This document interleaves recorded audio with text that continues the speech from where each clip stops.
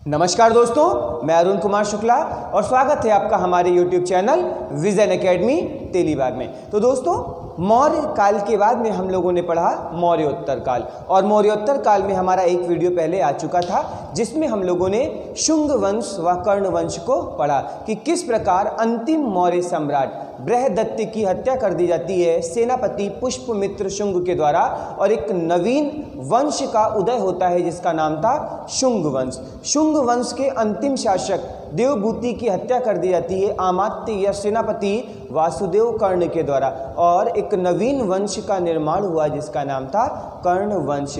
और कर्ण वंश के अंतिम शासक सुशर्म की हत्या कर दी गई सिमुक के द्वारा। किसके द्वारा की गई? सिमुक के द्वारा। और एक नवीन वंश का उदय हुआ जिसका नाम था सातवाहन वंश। तो दोस्तों हेडिंग डालते हैं सातवाहन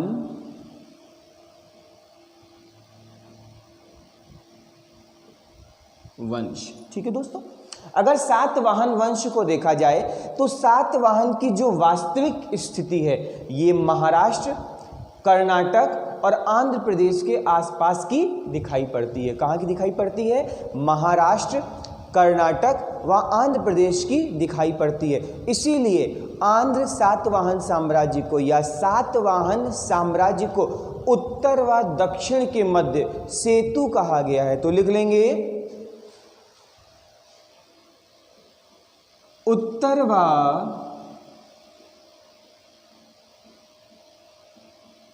दक्षिण के मध्य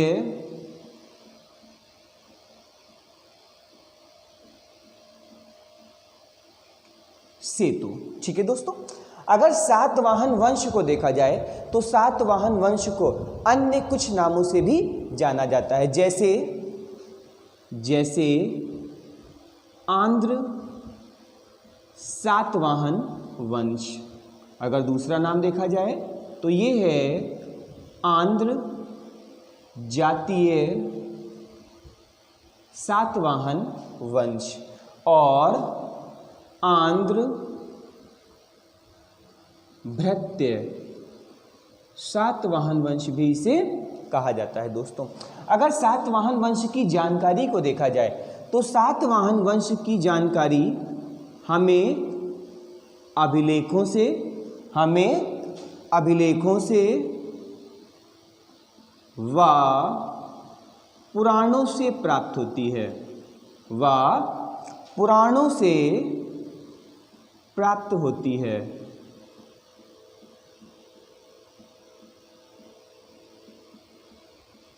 ठीक है दोस्तों, अब एक क्वेश्चन आता है कि किस पुराण में सातवाहन वंश की सबसे बड़ी वंशावली दी गई है, या सबसे अधिक सातवाहन शासकों के नाम किस पुराण में प्राप्त होते हैं? तो दोस्तों अगर देखा जाए तो पुराणों में 30 शासकों की जानकारी प्राप्त होती है।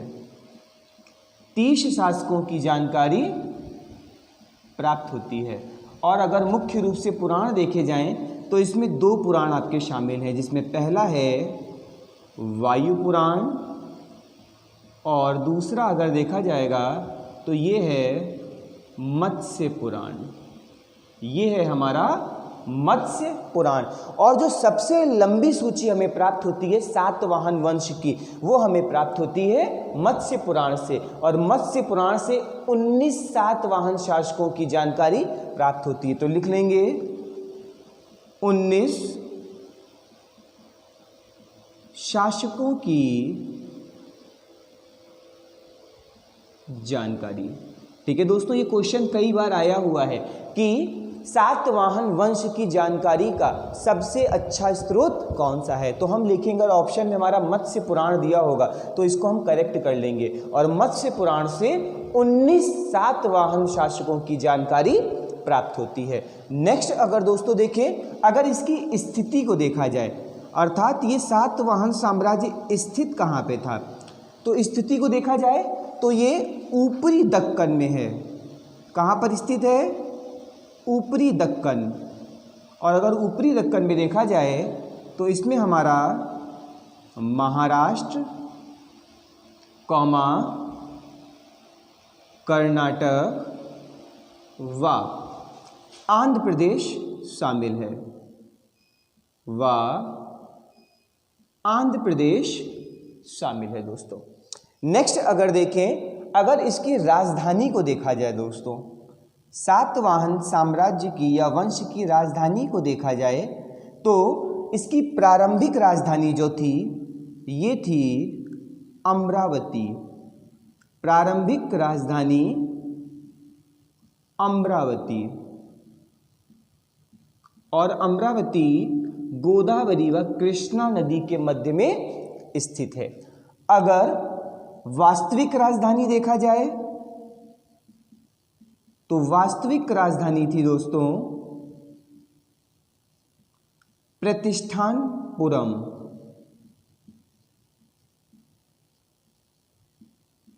या इसे ही कहा जाता है पैठण, जो वर्तमान समय में महाराष्ट्र के औरंगाबाद जिले में स्थित है और गोदावरी नदी के तट पर है।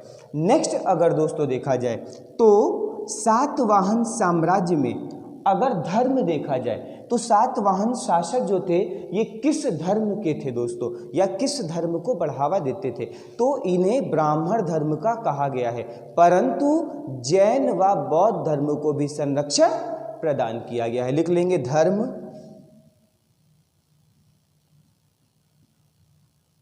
तो धर्म है इनका ब्राह्मण, और ब्रैकेट में लिख लेंगे बौद्ध व जैनों को संरक्षण, और इनमें भी सबसे अधिक संरक्षण दिया है इन्होंने बौद्धों को। बौद्धों को सबसे अधिक भूमिदान दिया है सातवाहन वंश के शासकों ने। अगर इनकी भाषा देखी जाए, अगर इनकी भाषा देखी जाए तो भाषा इन्होंने प्राकृत का प्रयोग किया है व संस्कृत भाषा का प्रयोग किया है, और प्राकृत इनकी राजकीय भाषा है। प्राकृत इनकी राजकीय भाषा है। अगर लिपि को देखा जाए तो इन्होंने लिपि में ब्राह्मी लिपि का प्रयोग किया है। अगर लिपि देखेंगे तो ये है हमारी ब्राह्मी लिपि। तो ये थी दोस्तों कुछ थोड़ी सी प्रारंभिक जानकारी सातवाहन वंश के बारे में। सातवाहन वंश को उत्तर व दक्षिण के मध्य सेतु कहा जाता है। अन्य नाम आंध्र जातीय व आंध्रभृत्य वंश कहा जाता है। जानकारी हमें अभिलेखों से प्राप्त होती है। वे अभिलेख जो सातवाहन वंश के शासकों, उनकी माताओं या रानियों के द्वारा लगवाए गए, वह पुराणों से प्राप्त होती है। पुराणों में अगर देखेंगे तो वायु पुराण व मत्स्य पुराण, और पुराणों में 30 शासकों की जानकारी मिली है, जिसमें सबसे अधिक 19 शासकों की जानकारी मत्स्य पुराण से प्राप्त होती है। स्थिति को देखा जाए तो ऊपरी दक्कन अर्थात दक्कन दक्षिण का ऊपरी हिस्सा, और ऊपरी हिस्से को अगर देखा जाएगा तो इसमें हमारा महाराष्ट्र, कर्नाटक व आंध्र प्रदेश शामिल था। राजधानी देखें तो प्रारंभिक राजधानी इनकी अमरावती थी, और अमरावती गोदावरी व कृष्णा नदी के तट पर स्थित है। वास्तविक राजधानी अगर देखा जाए तो ये है प्रतिष्ठानपुरम या पैठण, जो वर्तमान समय में महाराष्ट्र के औरंगाबाद जिले में स्थित है। अगर धर्म देखा जाए तो सातवाहन वंश के जो शासक थे ये ब्राह्मण वंश के थे, क्योंकि कुछ अभिलेखों में इन्हें अद्वितीय ब्राह्मण भी कहा गया है, और इन्होंने अपने साम्राज्य में बौद्धों व जैनों को संरक्षण प्रदान कर रखा था। लेकिन सबसे अधिक संरक्षण किसको दिया था? बौद्ध धर्म के लोगों को प्रदान किया था। अगर भाषा को देखा जाए तो प्राकृत व संस्कृत भाषा का प्रयोग किया गया है, लेकिन अगर इनकी राजकीय भाषा देखी जाए तो राजकीय भाषा इनकी कौन सी थी? प्राकृत थी, व लिपि के रूप में इन्होंने ब्राह्मी लिपि का प्रयोग किया है। अब अगर इनकी व्यवस्था को देखा जाए, या कह सकते हैं इनकी राजनीतिक व्यवस्था देखें, तो राजनीतिक व्यवस्था में एक के बाद एक शक्तिशाली शासक हुए, जिन्होंने सातवाहन वंश को कह सकते हैं कि मौर्यों के बाद में एक शक्तिशाली वंश बनाने में मदद की। तो हेडिंग डालते हैं राजनीतिक स्थिति। ठीक है दोस्तों, अगर इसमें पहला देखें तो पहला शासक था जिसका नाम था सिमुक, या कुछ जगह पर इसे सिंधुक कहा गया है। तो अगर दोनों में कोई भी नाम मिलेगा तो आपको घबराने की जरूरत नहीं है, लिख लेंगे। सातवाहन वंश का संस्थापक। ठीक है दोस्तों, नेक्स्ट अगर पॉइंट देखा जाए तो अंतिम कर्ण शासक सुशर्म की हत्या करके।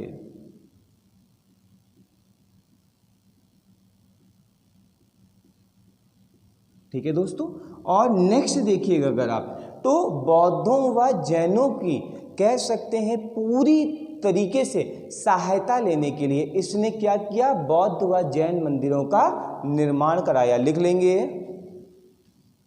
बौद्ध व जैन समर्थन प्राप्त करने के लिए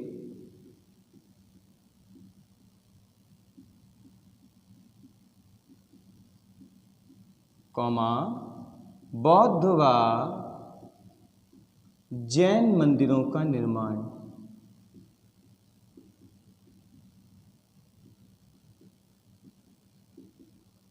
ठीक है दोस्तों, इसके बाद गद्दी पर बैठता है इसका छोटा भाई जिसका नाम था कान। तो हेडिंग डाल देंगे कान। ठीक है, लिख लेंगे सिमुक का उत्तराधिकारी, सिमुक का उत्तराधिकारी व छोटा भाई, सिमुक का उत्तराधिकारी व छोटा भाई।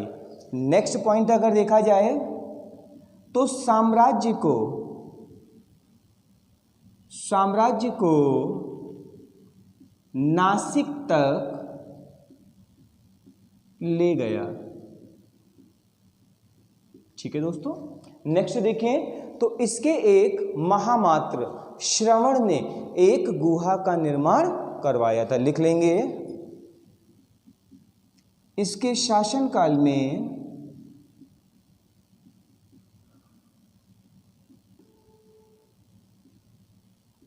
श्रवण नामक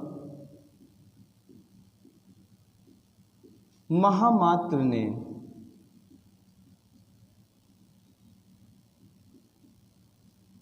गुहा का निर्माण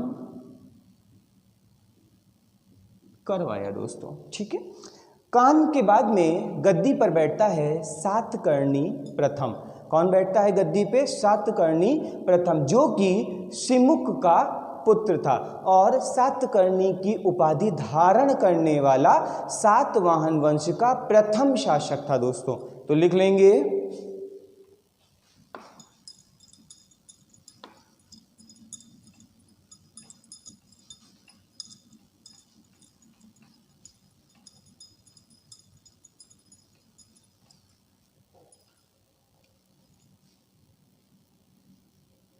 सातकर्णी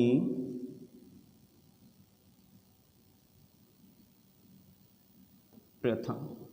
ठीक है, लिख लेंगे तीसरा शासक व सिमुक का पुत्र। ठीक है, इसकी पत्नी का नाम था नागारिका और सातकर्णी प्रथम की जितनी भी जानकारी है सब नागारिका के नाना घाट अभिलेख से प्राप्त होती है दोस्तों। तो इसमें एक साइड हेडिंग डालते हैं हम लोग, नाना घाट अभिलेख।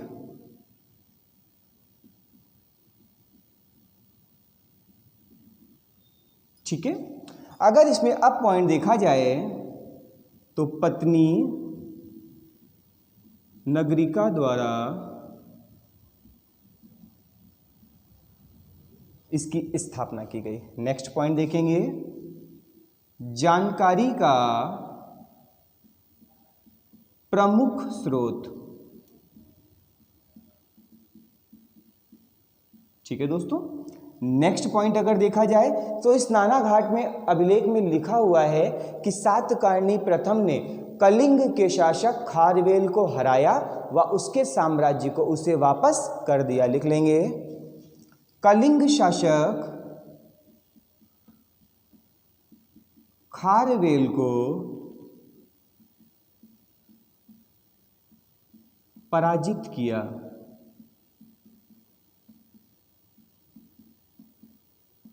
ठीक है। नेक्स्ट देखा जाए तो इसी ने राजधानी स्थापित की थी प्रतिष्ठानपुरम में। नेक्स्ट, नानाघाट अभिलेख से जानकारी प्राप्त होती है सातकर्णी प्रथम ने 2 अश्वमेघ यज्ञ व 1 राजसूय यज्ञ करवाया। लिख लेंगे, 2 अश्वमेघ यज्ञ व 1 राजसूय यज्ञ करवाया।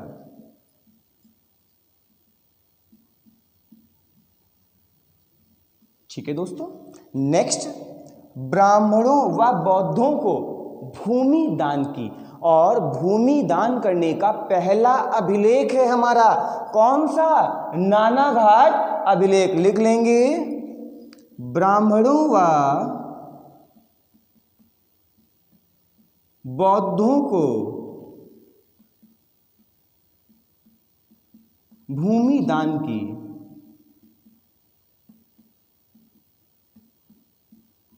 तथा यह भूमि दान का प्रथम अभिलेख है।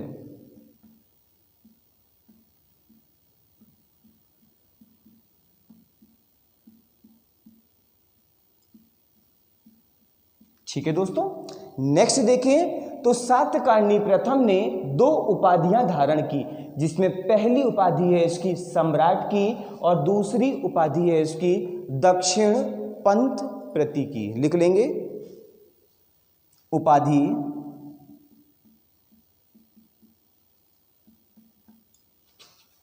सम्राट तथा दक्षिण पथ पति। तो ये थी जानकारी दोस्तों किसके बारे में? सातकर्णी प्रथम के बारे में। सातकर्णी प्रथम के जो उत्तराधिकारी थे ये अयोग्य थे। सातकर्णी प्रथम के जो उत्तराधिकारी थे ये अयोग्य थे। और इस वंश का जो अन्य महत्वपूर्ण शासक है ये है 17वां शासक हाल। तो हेडिंग डालते हैं हाल।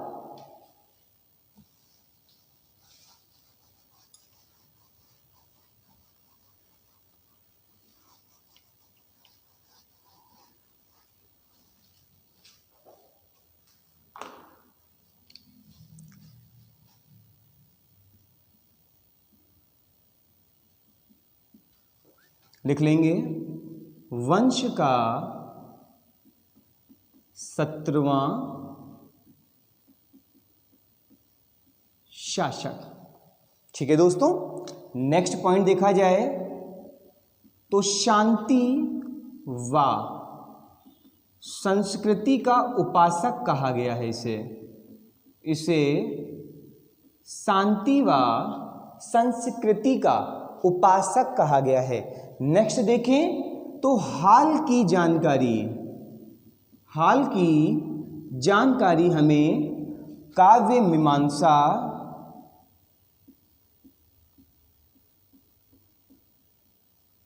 कौमा लीलावती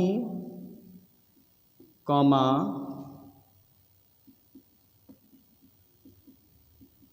अभिधम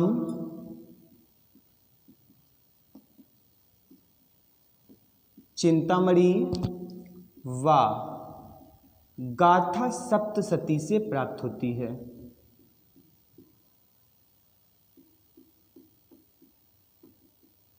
ठीक है दोस्तों।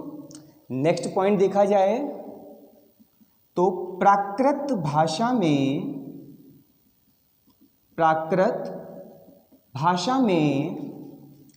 गाथा सप्तशती का निर्माण या गाथा सप्तशती की रचना। नेक्स्ट पॉइंट अगर देखा जाए तो हाल के दरबार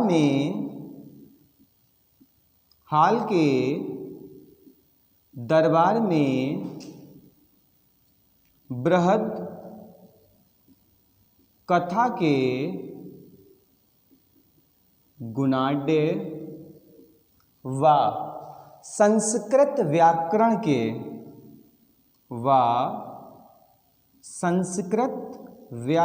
के सर्वन को संरक्षण प्राप्त था। ठीक है दोस्तों, और नोट करके एक पॉइंट लिख लेंगे कि हाल के बाद में ही जो सातवाहन साम्राज्य था इसके महाराष्ट्र पर नहपान नामक शक ने अपना अधिकार स्थापित कर लिया। नोट करके लिख लेंगे। इसी के शासन के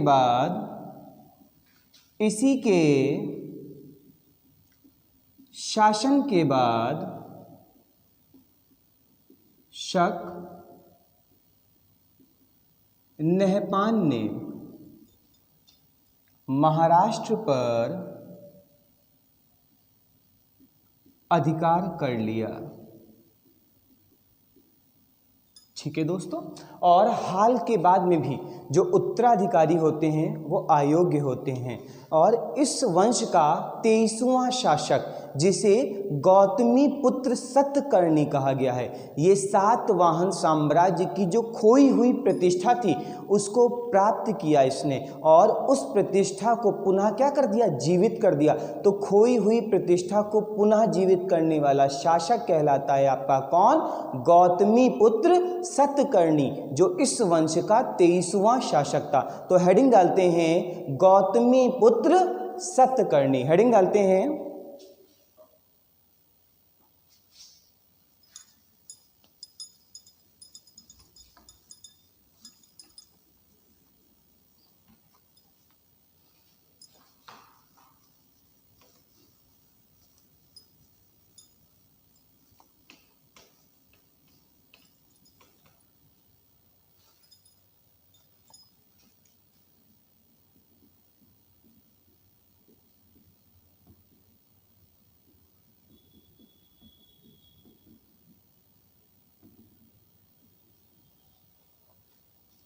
वंश का 23वां शासक। ठीक है दोस्तों, और इसकी जानकारी हमें नासिक प्रशस्ति से प्राप्त होती है जिसको इसकी माता गौतमी बल्लश्री ने लगवाया था। और ध्यान दीजिएगा, प्रथम ऐसा शासक है जिसने अपने नाम के पहले अपनी माता का नाम लगाया और इसकी माता का नाम था गौतमी बल्लश्री और इसने सातकर्णी नाम के पहले क्या नाम लगाया, गौतमी पुत्र सातकर्णी। अर्थात कहीं ना कहीं कह सकते हैं कि मातृ सत्ता को महत्व दिया किसने, गौतमी पुत्र सातकर्णी ने। तो हेडिंग डाल दी है यहाँ पे मैंने गौतमी पुत्र सातकर्णी। जानकारी देखिए इसकी, तो नासिक प्रशस्ति से। ठीक है, लिख लेंगे दोस्तों, माता बल्लश्री द्वारा। ठीक है, नेक्स्ट अगर देखा जाए तो नासिक में 2 अभिलेख व कार्ले में 1 अभिलेख का निर्माण। ठीक है, नेक्स्ट लिखेंगे, सातवाहन की खोई प्रतिष्ठा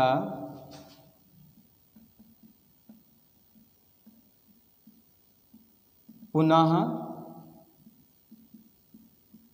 वापस ले आया। नेक्स्ट अगर देखा जाए दोस्तों तो लिख लेंगे प्रथम शासक जिसके नाम के पहले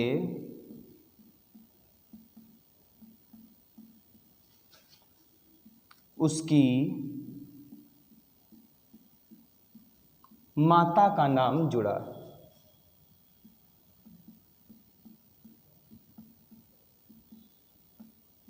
नेक्स्ट पॉइंट अगर दोस्तों देखा जाए तो लिखेंगे शक शासक नहपान को पराजित किया। नेक्स्ट पॉइंट देखा जाए तो बौद्धों को सर्वाधिक दान दिया है किसने? गौतमीपुत्र सातकर्णी ने। लिख लेंगे बौद्धों को सर्वाधिक दान दिया। ठीक है दोस्तों।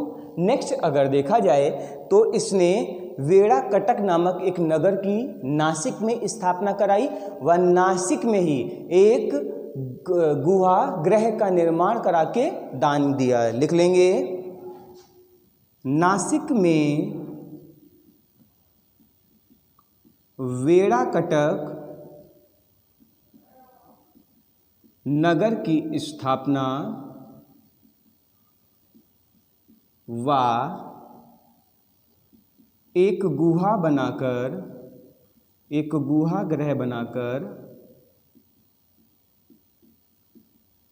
दान दिया। नेक्स्ट हेडिंग डालते हैं दोस्तों हम लोग वशिष्ठ पुत्र पुलवामी। ठीक है दोस्तों, ये गौतमी पुत्र सातकर्णी का उत्तराधिकारी है वह सातवाहन वंश को सुदूर दक्षिण तक ले गया। लिख लेंगे गौतमी पुत्र सातकर्णी का उत्तराधिकारी व साम्राज्य को दक्षिण तक फैलाया।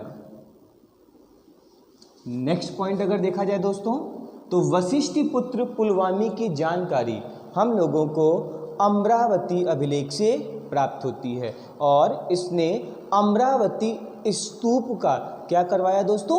विस्तार करवाया। लिख लेंगे जानकारी अमरावती अभिलेख से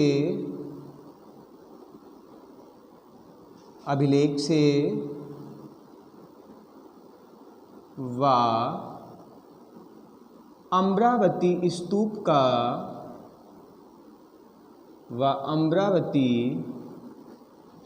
का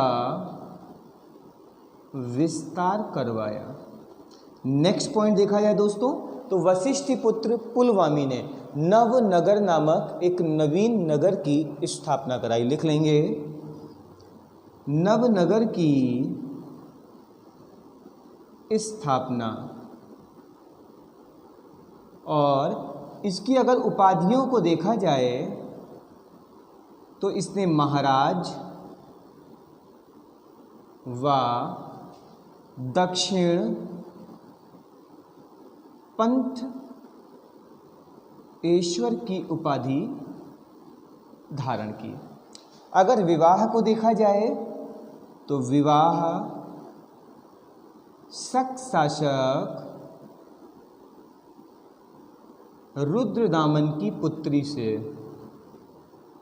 विवाह शक शासक रुद्रदामन की पुत्री से। दोस्तों जूनागढ़ अभिलेख से जानकारी प्राप्त होती है कि रुद्रदामन ने वशिष्ठ पुत्र पुलवामी को 2 बार युद्ध में पराजित किया। लिख लेंगे, जूनागढ़ अभिलेख से जानकारी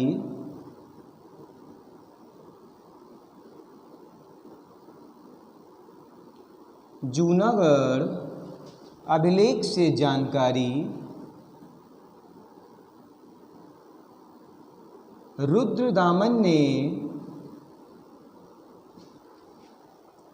पुलवामी को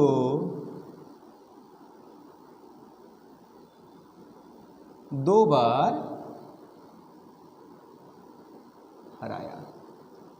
नेक्स्ट अगर शासक देखा जाए दोस्तों, इसका नाम है यज्ञश्री सातकर्णी और सातवाहन साम्राज्य का अंतिम शक्तिशाली शासक या कह सकते हैं अंतिम महत्वपूर्ण शासक जो है वो कौन है आपका, यज्ञश्री सातकर्णी।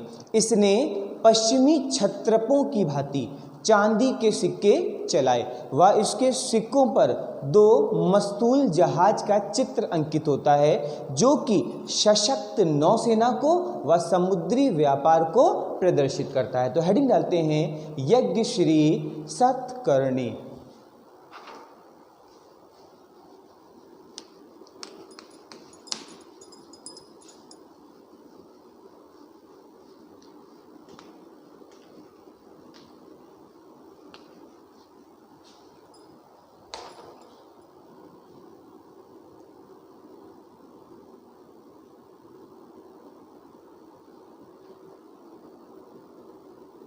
वंश का अंतिम महत्वपूर्ण शासक, वंश का अंतिम महत्वपूर्ण शासक। नेक्स्ट पॉइंट अगर देखा जाए तो पश्चिमी क्षत्रपों अर्थात शकों की भांति, शक शासकों की भांति, पश्चिमी क्षत्रपों की भांति चांदी के सिक्के चलाए। ठीक है दोस्तों। नेक्स्ट देखा जाए तो सिक्कों पर 2 मस्तूल जहाज का चित्र, और ये जहाज का चित्र दोस्तों सशक्त नौसेना, जो सशक्त नौसेना व समुद्री व्यापार का प्रतीक माना गया है। ठीक है। इसके अतिरिक्त सातवाहन साम्राज्य में कोई ऐसा शासक नहीं हुआ जिसकी जानकारी को देखा जाए। अब सातवाहन साम्राज्य की सामाजिक व्यवस्था को देखा जाए तो सामाजिक व्यवस्था जो थी दोस्तों ये 4 वर्णों की वर्ण व्यवस्था पर आधारित थी। तो सामाजिक अवस्था को अगर देखें तो 4 वर्णों वाली वर्ण व्यवस्था पर आधारित, अर्थात ब्राह्मण, क्षत्रिय, वैश्य व शूद्र। नेक्स्ट अगर देखें दोस्तों तो नेक्स्ट पॉइंट है ब्राह्मण व बौद्ध धर्म को महत्व प्रदान किया गया है। ब्राह्मण व बौद्ध धर्म को महत्व प्रदान किया गया है। नेक्स्ट पॉइंट अगर देखें तो महिलाओं की स्थिति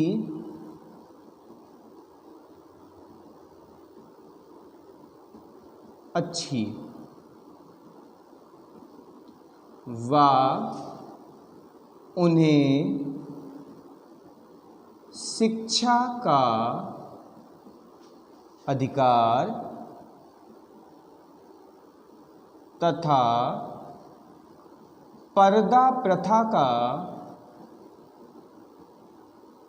परिचय नहीं प्राप्त हुआ है। ठीक है दोस्तों। नेक्स्ट देखा जाए तो सातवाहन साम्राज्य मात्र सत्तात्मक था, परंतु जो यहाँ की शासन व्यवस्था थी ये पितृ सत्तात्मक थी, अर्थात पुत्र जो होगा वही पिता की संपत्ति का उत्तराधिकारी होगा, राजा का बेटा राजा होगा। लेकिन महिलाओं की स्थिति काफ़ी अच्छी थी अन्य सभी समाजों की तुलना में। अगर धार्मिक स्थिति को देखा जाए तो धार्मिक स्थिति में ब्राह्मण व बौद्धों को विशेष संरक्षण प्रदान किया गया है। लिख लेंगे, धार्मिक स्थिति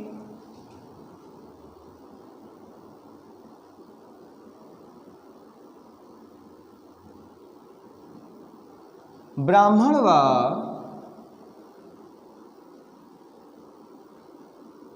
बौद्धों को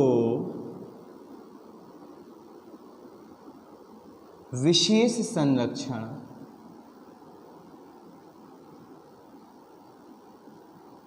नेक्स्ट अगर पॉइंट देखा जाए दोस्तों तो नासिक प्रशस्ति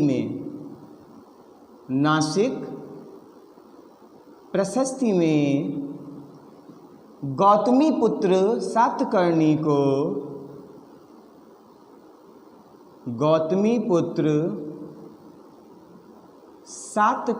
को अद्वितीय ब्राह्मण कहा गया है।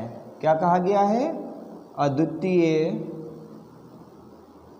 ब्राह्मण कहा गया है।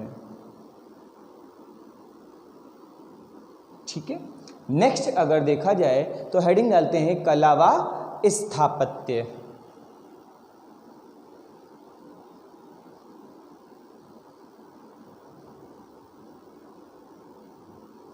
तो लिख लेंगे, नासिक व कार्ले में गुहागृह का निर्माण।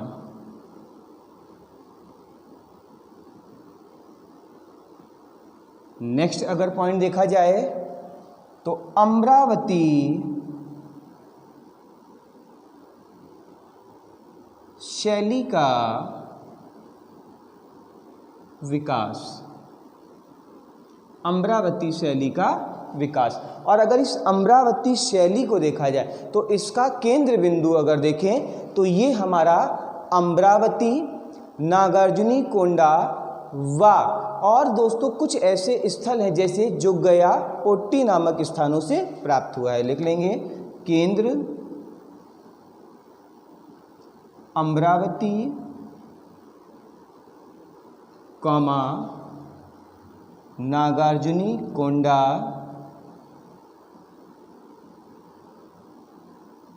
व जोग्या ओटा। और नागार्जुनी कोंडा जो है दोस्तों ये इक्ष्वाकु शासकों की राजधानी है। इक्ष्वाकु शासकों की राजधानी। और अमरावती शैली में दोस्तों इस शैली में सफ़ेद संगमरमर का प्रयोग किया गया है। लिख लेंगे, सफ़ेद संगमरमर का प्रयोग अधिक किया गया है। दोस्तों कला व स्थापत्य के क्षेत्र में इन्होंने धार्मिक मूर्तियों की अपेक्षा अधार्मिक मूर्तियां अर्थात महिलाओं की मूर्तियां या जो सामाजिक अवस्थाएं हैं उनकी मूर्तियों को अधिक मात्रा में बनाया है। तो दोस्तों अगर आपको आज का वीडियो अच्छा लगा हो तो कृपया वीडियो को लाइक करें, चैनल को सब्सक्राइब करें व अधिक से अधिक शेयर करने का कार्य करें। धन्यवाद।